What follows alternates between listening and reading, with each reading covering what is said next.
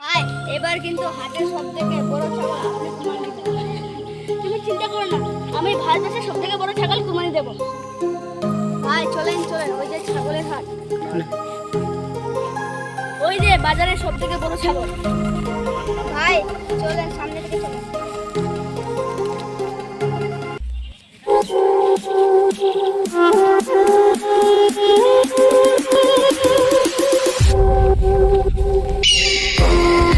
হাটের সবথেকে বড় ছাগল। এই তোর ছাগল নাকি ভারতবর্ষের সবথেকে বড় ছাগল? আসিফ ভাই, ছাগলটা বিক্রি হয়ে গেছে। কি? মন খারাপ করেন না ভাই, রায়ন দাদা আগেই ছাগলটা বুকিং করে নিয়েছে। এই জন্য ভাই ছাগলটা দিতে পারবো না, মন খারাপ করেন। কি? ওই ঘুষখোর রায়ন এই ছাগলটা বুকিং দিয়েছে, এই ছাগলটা না কিনলে হবে না। ভাই এই ছাগলটা কুরবানি দিলে আপনার অনেক নাম হবে। এই দাম কত সেটা বল। 4 লক্ষ টাকা। রেজওয়ান, 4 লক্ষ টাকা এই ছাগলের দাম, ও 1 লক্ষ টাকা তার জুমাইয়ের দাম। এই ছাগল সোজা আমার বাড়িতে যাবে, তাছাড়া আমি আর কিছু বুঝি না। ভাই আপনাকে কালকে আমি 5 লক্ষ টাকা দিতে আসবো। मजा आया। দাদা দুটো ছাগল আপনি হাটে বুকিং দিয়েছিলেন, কবে আসবেন নিতে? দেখি 2-1 দিনের ভিতর যাব। দাদা আমাদেরকে তো বিশাল বড় সমস্যা হয়েছে, গ্রামের কাকু মুখ দেখাতে পারবো না। কি হয়েছে? আপনি যে ছাগলটা বুকিং দিয়ে আসছিলেন, সে শুভ্র আসিফ ছাগলটা 1 লাখ টাকা বেশি দিয়ে কিনে নিয়ে আসলেন। কি? জি দাদা। ওই সুদগর আসিফের এত বড় কলিজা আমার ছাগলের উপর হাত দিয়েছে।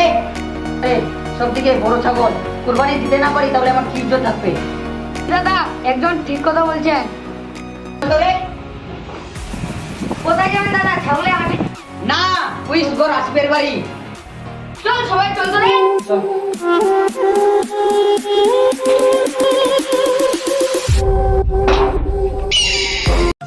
রেজওয়ান, জি দাদা, এবার এলাকায় আমার চেয়ে বড় কোম্পানি আর কেউ দিতে পারবে না। ঠিক বলেছেন, আমি 1 নম্বরে থাকবো। চলেন দাদা চলেন।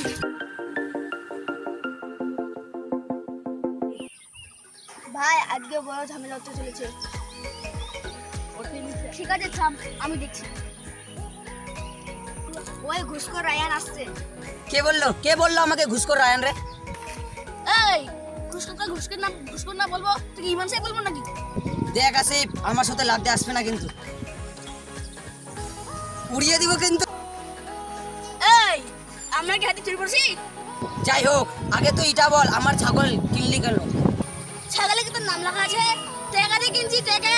তুই কিন্তু আমার সঙ্গে অনেক খারাপ ব্যবহার করলি।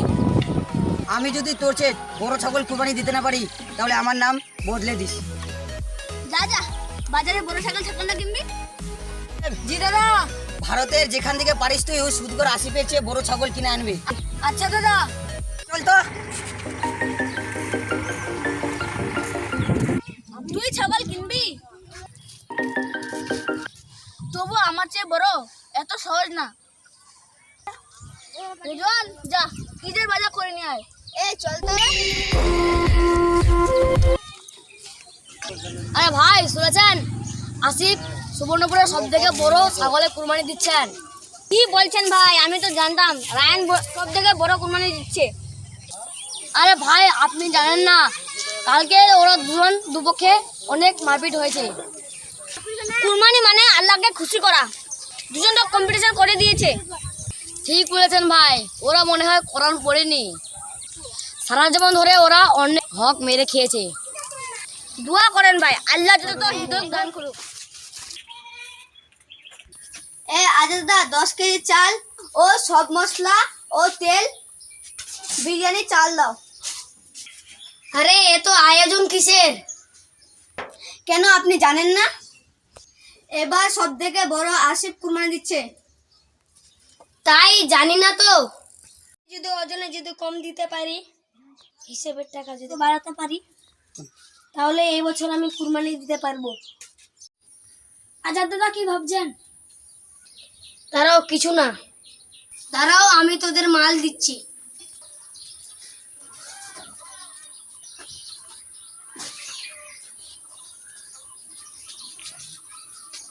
আচ্ছা দাদা, মোট দাম কত হলো?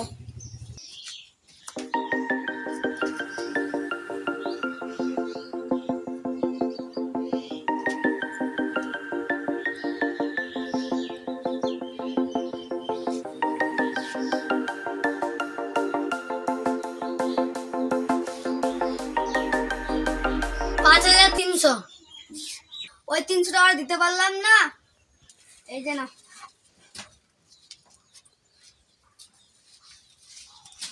আপনারও নিমন্ত্রণ থাকলো।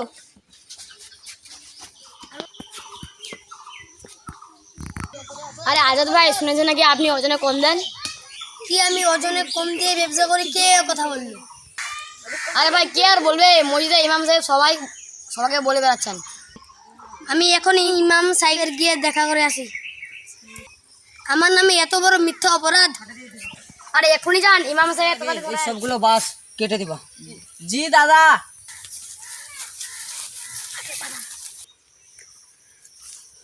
আরে রায়ান ভাই, শুনলাম নাকি আপনি ঘুষের টাকা দিয়ে কুরবানি দিচ্ছেন। আরে ভাই, আপনার কুরবানি হবে না তো? কে কথা বললো? কার এত বড় সাহস? আরে মসজিদে ইমাম সাহেব সবাইকে এই কথা বলে বেড়াচ্ছে। ইমাম সাহেবের এত বড় সাহস আমাদেরটা খেয়ে আমাদের বিপক্ষে কথা বলছে। এখনই ইমাম সাহেবকে ধরতে হবে। এই সবাই চল তো রে।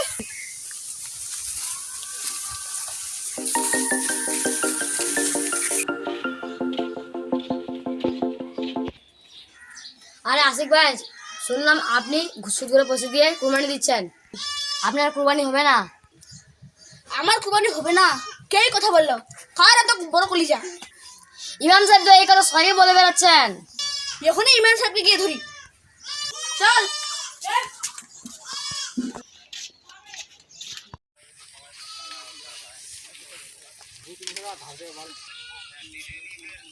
ঘুষের টাকা খায় আর আমার কুরবানি হবে না? আপনি বেশি হাতে দেন নাকি? আমার সুদের টাকা কুরবানি হবে না? আমি ওজনে কম দিই নাকি আমার কুরবানি হবে না? ইমামের কাজ হলো মসজিদে বসে থাকা, অন্যের পিছনে কাঠি দিবেন না। আল্লাহ, আমি কি মুসিবতে পড়লাম। আল্লাহ এদেরকে বোঝানোর তৌফিক দান করুন। এখন কথা বলছেন না কেন? এখন কথা বলবে কি করে? ইমাম সাহেবের বাতাস বেড়ে গেছে, বাতাস। কেন কথা বলছেন না? কথা বলো।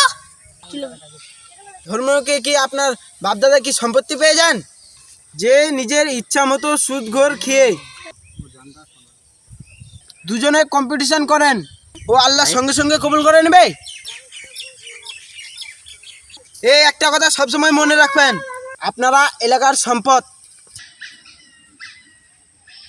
প্রতি বছরে 2 গ্রুপ মারামারি করেন, তার ফলে সম্পত্তি নষ্ট হয়। আসল কথা জানেন কি? সেই ঘুষের টাকা দিয়ে কুরবানি হবে না।